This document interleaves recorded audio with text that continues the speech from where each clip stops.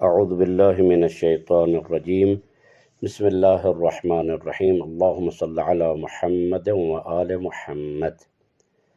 قال الامام حسن عسکری علیہ السلام ان الوصول الى اللہ عز وجل سفر لا یدرک الا بامتطاع اللیل، خداوند عالم تک پہنچنے کا سفر رات کو جاگے بغیر پورا نہیں ہو سکتا۔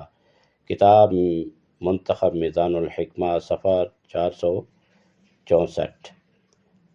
اس مولا کے اس عظیم فرمان میں یہ بتایا گیا ہے کہ اللہ تک پہنچنے کا روحانی سفر جو انسان کی قربت اور معرفت کا سفر ہے، ایک ایسا سفر ہے جو بغیر شب بیداری، رات کو جاگے بغیر مکمل نہیں ہو سکتا۔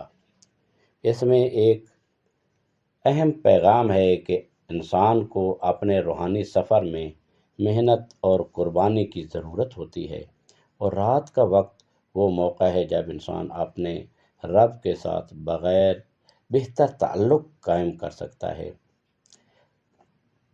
رات کی عبادت کا خصوصی مقام شیعہ تعلیمات میں رات کو جاگنے اور اللہ کی عبادت کرنے کا خاص مقام ہے۔ شب بیداری اور جس کو قیام اللیل کہتے ہیں، رات کی عبادت، اس کو ایک اعلیٰ روحانی عمل سمجھا جاتا ہے۔ امیر المومنین علی بن ابی طالب علیہ السلام نے ارشاد فرمایا، رات کے وقت کو غنیمت جانو، کیونکہ رات کا وقت بندے کا رب کے ساتھ قریب ہونے کا بہترین وقت ہے۔ یہ نہج البلاغہ میں مولا کا فرمان ہے۔ یہ اصول تمام معصومین کی تعلیمات میں ملتا ہے کہ رات کا وقت انسان کے روحانیت میں نکھار لانے اور اس کے دل کو اللہ کے ذکر میں محو کرنے، مگن کرنے کے لیے بہترین وقت ہوتا ہے۔ روحانی سفر کا مفہوم کیا ہے؟ معصومین علیہ السلام نے ہمیشہ انسان کو روحانی سفر کے حوالے سے آگاہ فرمایا ہے، جس میں اللہ کے قریب جانے کے لیے عبادات، ذکر اور دعا اہم اسباب ہیں۔ اس حدیث میں امام حسن عسکری علیہ السلام نے سفر کا ذکر کیا ہے، جس کا مطلب یہ ہے کہ روحانی ارتقاء، بلندی ایک مسلسل عمل ہے، یعنی یہ ایک ہی مرتبہ حاصل ہونے والا نہیں بلکہ مسلسل عمل ہے، جو دن رات کی عبادت، خاص طور پر رات کو جاگ کر کی جانے والی عبادت کے ذریعے حاصل کیا جا سکتا ہے۔ امام حسین علیہ السلام نے بھی فرمایا، اللہ کے قریب پہنچنے کا بہترین طریقہ اس کے ذکر میں مشغول ہونا ہے، اور رات کے وقت ذکر کی خصوصیت زیادہ بیان فرمائی ہے۔ یہ بحر الانوار میں بھی امام حسین علیہ السلام کا فرمان ہے۔ شب بیداری کی اہمیت کیا ہے؟ امام محمد باقر علیہ السلام نے فرمایا، جو شخص رات کو قیام کرتا ہے اور اللہ کی عبادت کرتا ہے، وہ اس دن کے گناہوں سے پاک ہو جاتا ہے اور اس کے دل میں نور پیدا ہو جاتا ہے۔ یہ کافی میں روایت ہے۔ شب بیداری کی عبادت نہ صرف روحانی سکون اور اللہ کی قربت کا ذریعہ ہے، بلکہ یہ انسان کی اخلاقی حالت میں بھی بہتری لاتی ہے۔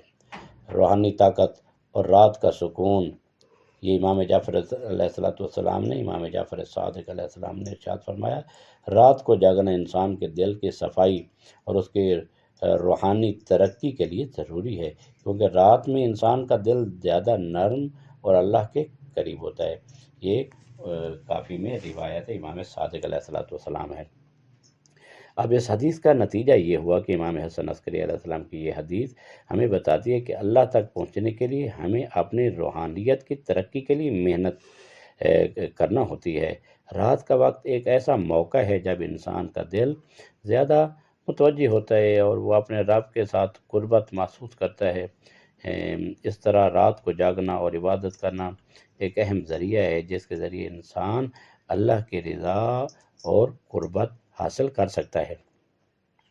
معصومین علیہ السلام نے اپنی تعلیمات میں ہمیشہ اس بات پر زور دیا ہے کہ روحانی ترقی اور اللہ کی قربت کے لیے شب بیداری کو اپنا معمول بناؤ۔ لہذا شب بیداری ایک بہترین عمل ہے جس کی تاکید کی گئی ہے، اور یہ ایک غنیمت ہے۔ یہ فرصت کے لمحات جو بادلوں کی طرح گزر جاتے ہیں انسان کے لیے، تو انسان کو اس پر توجہ کرنی چاہیے۔ حضرت عیسیٰ علیہ السلام نے اپنی والدہ سے پوچھا، حضرت مریم سے، کہ اے اماں جان، کیا آپ کا دل کرتا ہے کہ آپ دنیا میں واپس آ جائیں؟ یعنی حضرت عیسیٰ علیہ السلام مردوں سے بھی بات کرتے تھے، ان کو زندہ بھی کرتے تھے بِإِذْنِ الٰہی۔ تو اپنی والدہ حضرت مریم سے پوچھا کہ اے امی جان، کیا آپ کا دل کرتا ہے کہ آپ دنیا میں واپس آئیں؟ تو حضرت مریم نے ارشاد فرمایا، بیٹا موت کا ذائقہ تو بہت سخت ہے، ویسے تو دل نہیں کرتا، لیکن میرا دل کرتا ہے کہ میں دنیا میں ایک مرتبہ آؤں اور کیا کروں؟ رات کے وقت ٹھنڈے پانی سے وضو کر کے خدا کی بارگاہ میں سجدہ کروں۔ یعنی خدا کی بارگاہ میں سجدہ اصل میں یہ ہوتا ہے کہ یہ انسان اپنا سر زمین پر رکھتا ہے، خداوند متعال اس کا سر اتنا بلند کر دیتا ہے کہ وہ عرش اولا تک پہنچا دیتا ہے۔ یہی سجدہ، اور اس سجدہ گاہ کے بارے میں کہ جس پر ہم سجدہ کرتے ہیں تربت امام حسین علیہ السلام، اس کے بارے میں ہے کہ انسان جب اس سجدہ گاہ پر سجدہ کرتا ہے تو جو دعا کی قبولیت میں حاجب اور رکاوٹ چیزیں ہوتی ہیں وہ 7 پردوں کو چاک کر کے وہ ہماری دعا جو ہے وہ عرش الہی تک پہنچتی ہے، خداوند متعال تک پہنچ جاتی ہے۔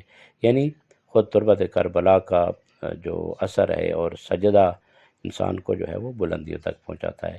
خداوند متعال کی درگاہ میں دعا ہے کہ خدا ذوالجلال ہمیں اپنی حضور میں اور اپنی بارگاہ میں سجدہ ریز ہونے کی توفیق عطا فرمائے، اور ہمیں رات کی عبادت کرنے کی توفیق عطا فرمائے، اور اپنے واجبات ادا کرنے کی توفیق عطا فرمائے۔ صلی اللہ علی محمد و آلہ الطاہرین۔